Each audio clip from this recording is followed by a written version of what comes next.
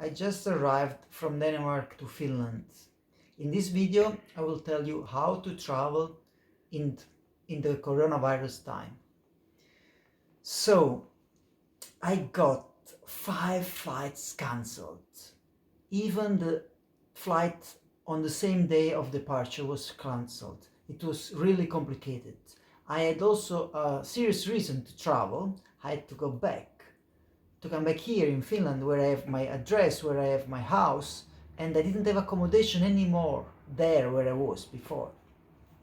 I even got then the last minute cancellation from a website called sit24.dk, a Danish website, and the SAS company, which is supposed to be a serious company, serious airline.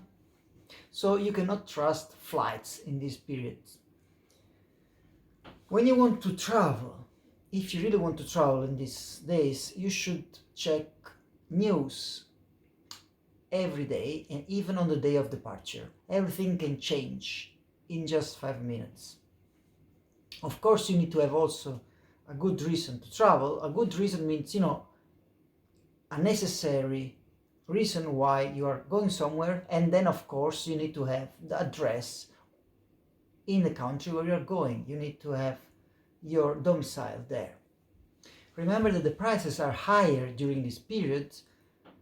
For example, a low cost would cost maybe 3 times more, and because you book them just short before, then they are even more expensive. I don't suggest you to book them much before than, a week or actually even few days, because if you book them much ahead, they may get cancelled, and then to get the money back is also an hassle. You need to have also documents to travel, which means that you have to print out a paper, whatever it is, can be a bill or a resident permit, where you have the address of where you're going. You have to show that you live in this place, in this country where you're going. Be prepared also for refusal, because it's possible that they will refuse your boarding or the passing through a country. So you have to remember that you don't know if you arrive where you're going. For example, if you get sick, then they may just refuse your boarding, and then you may be stuck wherever you are. Imagine that you start to travel and you are healthy, and suddenly you start to cough, you start to get fever. In this situation, you may be not allowed to continue your travel, and then it may be a bit complicated. So my story is that I had 5 flights.